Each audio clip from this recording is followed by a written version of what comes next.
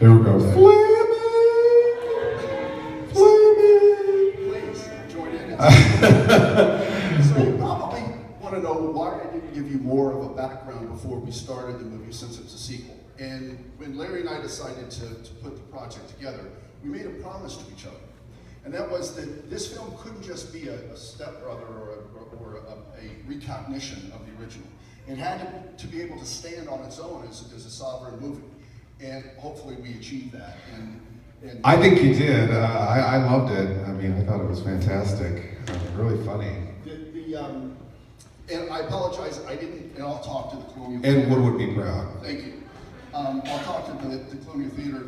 Obviously, it's R-rated for violence. I see there's kids here, so I apologize to all the parents. That was unintentional. It was a little rough, yeah. We have, in addition to the great actors that we had, hopefully you recognize some of the faces. It's a troupe of actors and actresses that we've used. From the original movie, we had obviously Larry as Dr. Paul Armstrong and Faye Masterson as Betty Armstrong, that idyllic only woman that could wear high heels in the jungle. Of course. And then the Ranger Brad and character and the Fleming character, they were both in the original, and we killed them off in the original, so we had to figure out a silly way to bring them back. Jungle Brad. And the last, I'm sorry, somebody is blowing up my phone, and I apologize. It's Larry Blemeyer. It's 2017, so this happened. I apologize. So the one of the things before we did, if we have any questions at all, is that we really tried to, again, not only respect but have whimsy and support the great films of the 50s. We were, as far as the other casting is concerned, we were able for the Crowbar and Lattice character to get two actual aliens, and that helped immensely. That is incredible. I'm sorry, hold on you know what? I'm going to teach this person, whoever it is, a lesson. Hello?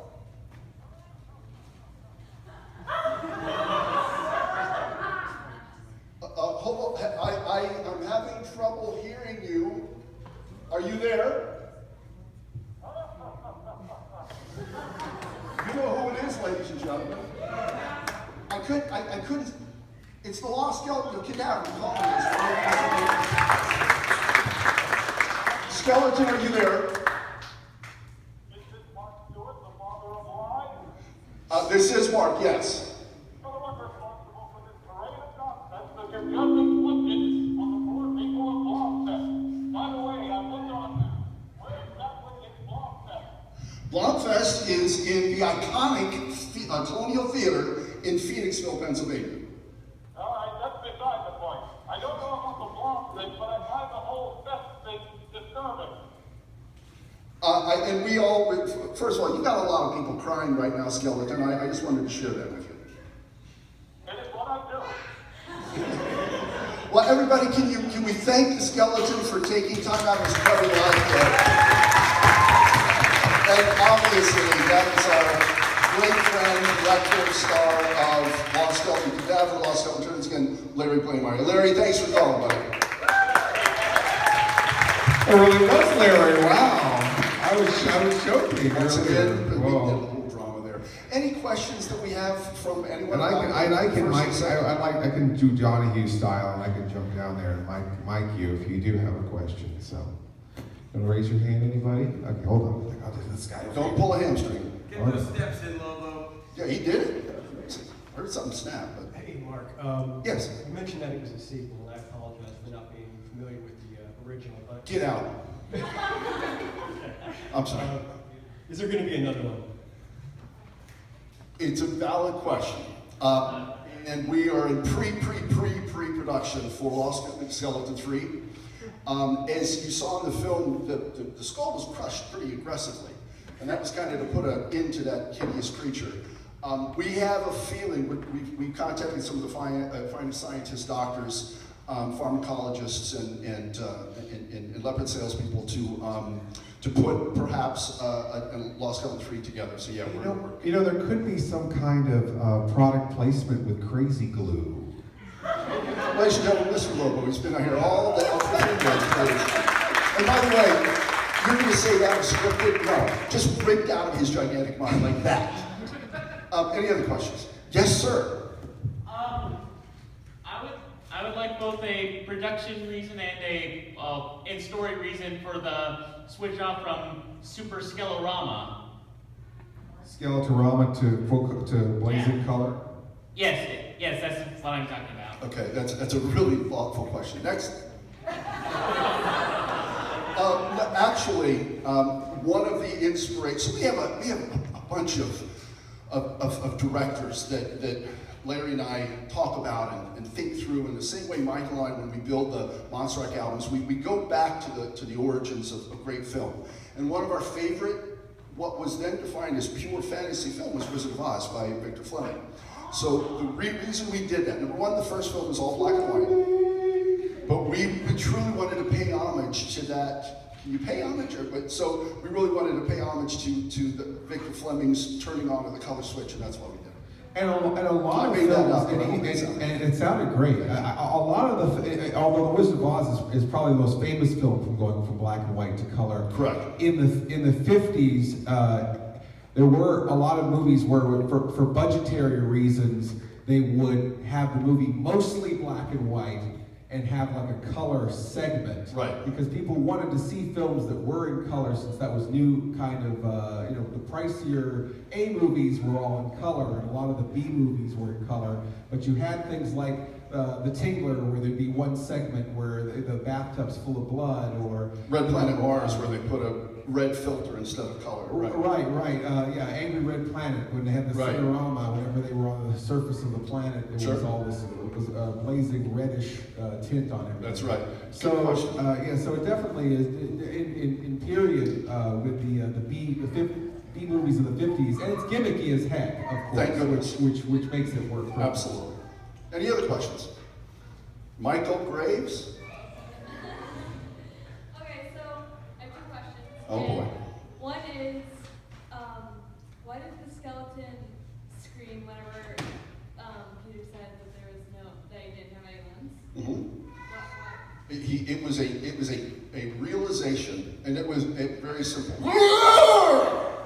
That's how we wrote it, and I'll share with you how to spell that. But it was just like a physical extension of the panic and agony and frustration he had that he couldn't walk around. So that was it. And what was your other question, young lady? My second question is, are you a 200-year-old vampire? It's a valid question. Again, thank you. No, I'm not. Okay. 195 years old. Excellent. Any other questions? Young man, do you have a question? I'm a big monster movie makeup fan. Can you talk about the monsters in that movie, the costumes and makeup?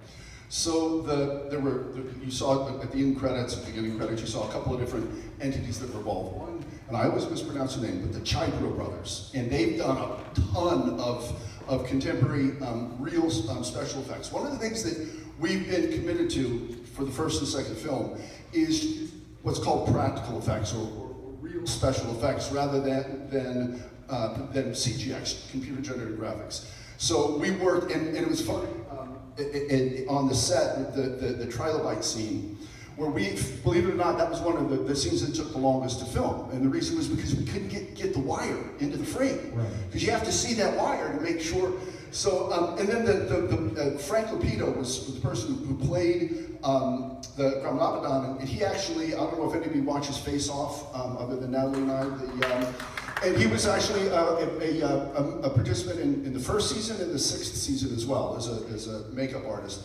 So we really wanted to look, and the way that we formulated our thinking. So, I'm sorry, did you say the Kyoto brothers, like Kyoto. Killer Clowns from Outer That's Space correct. Kyoto brothers? Right. Wow, I had no idea. Absolutely. Look at that, someone went crazy for that. Okay, Thank you for that amazing. reference. And wanted to build those suits. Obviously, it's been really fun because as we went through the production, you could see like seams opening up and crack.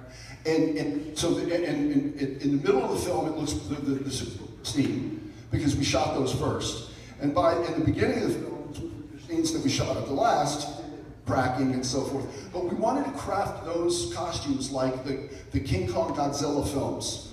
of the 50s and 60s, and think about it as, you know, exploding up from miniature sets. But that was really the idea, and we wanted it obviously to look like it was handmade, but the overacting and I say that in a loving way, actors and actresses that shriek and tear from the styrofoam and plastic, that was all part of our intent. What I really, am I, is this happening again? You're done. Is this? Oh my God. Hello, all right. I want to Project. our direction. Yes. One of the things I wanted to, what I thought was really interesting is that it was more than just poorly done, cheap effects from the 50s. It was like a Mad Magazine cartoon of cheap effects from the 50s. It was a very conscious art direction where everything almost looked like it were funny drawings of bad special effects, then crafted and really made into practical things. That's exactly our intent. I think they're just telling us to shut off. We're done. that was exactly our intent, and Everybody wants to go home. especially the battery people. Why not? But also the intent was to. Ladies and gentlemen, Michael Graves, please.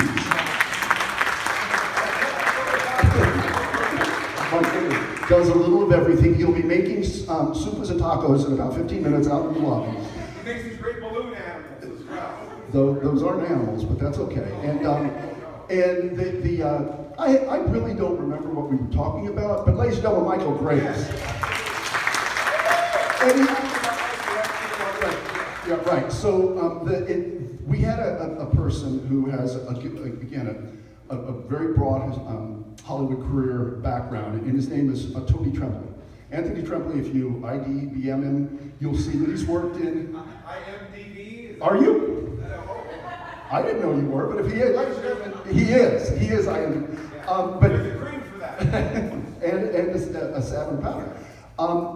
So we will finalize the thought by saying Anthony, who worked on some huge films, and he was the person that painstakingly built that spaceship, which is this big, created the shot that looked like Crowbar and Lattice walking out, and that I have it in my home, and it's about this big. So again, all of that was utilizing techniques that was captured in the 50s and 60s. The one shot that they kept using over and over again, which I love the fact they kept using over and over again, when it goes to color and you're seeing like the lush jungle, and it's an obvious forced perspective model that they're just sort of walking in front of.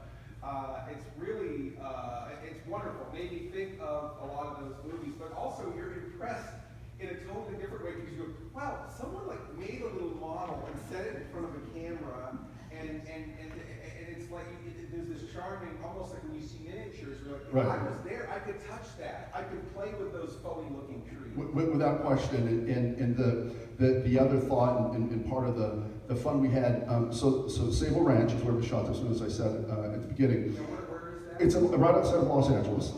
And a bunch of Devil's Rejects was filmed. There 40 different horror science fiction films throughout the day have been shot there. But we literally, probably a third of the size of the bottom part of the theater is what we rented, because that's what you rent space from it. And so we didn't get the whole rent, we just rent. So you see when they're walking around, it's literally like 4 chairs worth. And we spent 15 minutes in like a half of an acre trying to make it, oh no, we already got that shot. Okay, turn around, go the other way. But that's the fun. Stock film footage alligator one more time. We love us some stock, open market, open domain footage. So, 2 last things. Any other questions? I beg your pardon. Well, yes, please. Just out of curiosity, when you're first starting out in these projects, what does the pitch sound like? It is a good question. Fortunately, we have been blessed with a body of work, and it's interesting because Mike and I were just talking about this yesterday afternoon. We've been blessed with a body of work, and it's all within the same mentality and personality. So within hydraulic entertainment, we have to have 4 things that are constant. You're going to have music, you're going to have film, you're going to have merchandise, and you're going to have something experiential. like we have the actors from I Believe here today. It's Experian. These are also fans and friends of ours. So that's the first premise, is Hard Rock Entertainment has a core belief system that we're going to include those four. The most important piece is that fourth piece, which is the experiential fan component. We have fans in this movie, we have fans in every film that we've ever done, Michael and I, so that's number one. Secondly, because we have this body of work, we can rapidly show clips, pieces, because it's all connected. In a weird way, it's connected. And then the third piece is you have to come up with a vision, a point of view that's different, that's fun, and it's going to touch the minds and the hearts of the people you're trying to entertain. Because at the end of the day, Larry, Michael, myself, we're in it for you guys. We're doing this, and by the way, we enjoy watching it as well. I probably laughed as loud as anybody. We really, truly love what we do and love doing this to hopefully bring some enjoyment and happiness to you guys in a whimsical, silly, or in Michael's case, often dramatic way. So I think that when you pitch with that type of level of commitment, that helps as well, but you have to have that unique story. Thank you. Oh, thank you. Well, everybody, thank you very much. Michael and I are going to be out in the lobby if you want to chat further, but thank you all for the opportunity. And I want to thank Colonial Theater, Dash, my bestie, Mr. Lobo, for all that they do.